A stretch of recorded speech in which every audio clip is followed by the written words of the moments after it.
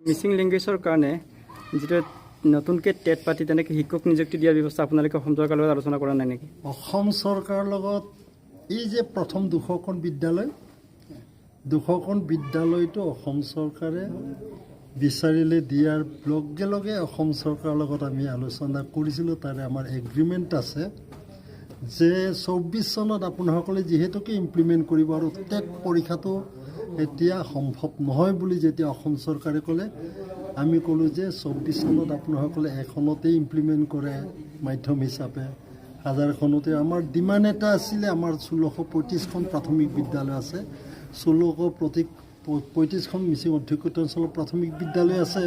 1635খনৰ 1077খন 100% মিচিং ল'ৰা ছোৱালী থকা প্ৰাথমিক বিদ্যালয় আছে। তাৰে 30জনৰ ওপৰত ছাত্ৰ ছাত্ৰী থকা 100% মিচিং ছাত্ৰ ছাত্ৰী থকা 741খন প্ৰাথমিক বিদ্যালয় আছে।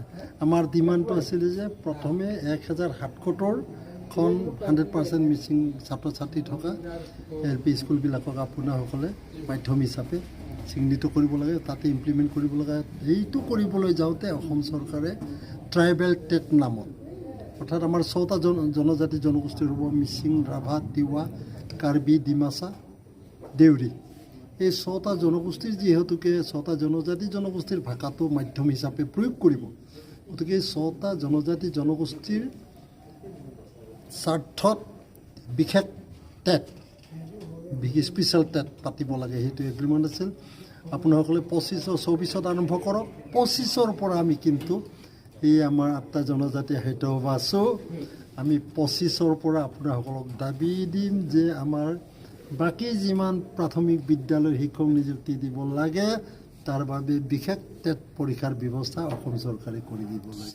যিটো 2022 বৰ্ষত 1600গৰাকী মিচিং আগম কেবাঙে তাত পৰীক্ষা পাতিছিলে, এইবিলাকৰ ক্ষেত্ৰত কেনেকৈ ব্যৱস্থা গ্ৰহণ কৰা হৈছে? সেইখিনিত আমাৰ দাবী এটা আছে, মই মিচিং আগম কেবাঙৰ তৰফৰ পৰা অসম চৰকাৰক জনাইছোঁ যে আমাৰ মিচিং আগম কেবাঙে সমূহীয়া যিটো চাৰ্টিফিকেট কোৰ্চ, তাতে সমূহীয়া চাৰ্টিফিকেট কোৰ্চ কৰি আমি পৰীক্ষা পাতিছোঁ।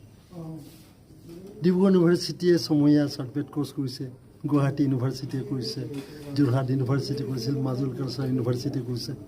আমি অসম চৰকাৰক দাবী জনাইছোঁ যে এই যে ইউনিভাৰ্চিটিবিলাকৰ আৰু মিচিং আগম কেবাঙে চাৰ্টিফিকেট কোৰ্চ কৰি পৰীক্ষা পতাৰ ৰিজাল্টত উত্তীৰ্ণ হোৱাবিলাক সম্পূৰ্ণভাৱে পেডাগজি কি সেইখিনিৰ ওপৰত ভিত্তি কৰি শিকোৱা হৈছে চাৰ্টিফিকেট কোৰ্চত।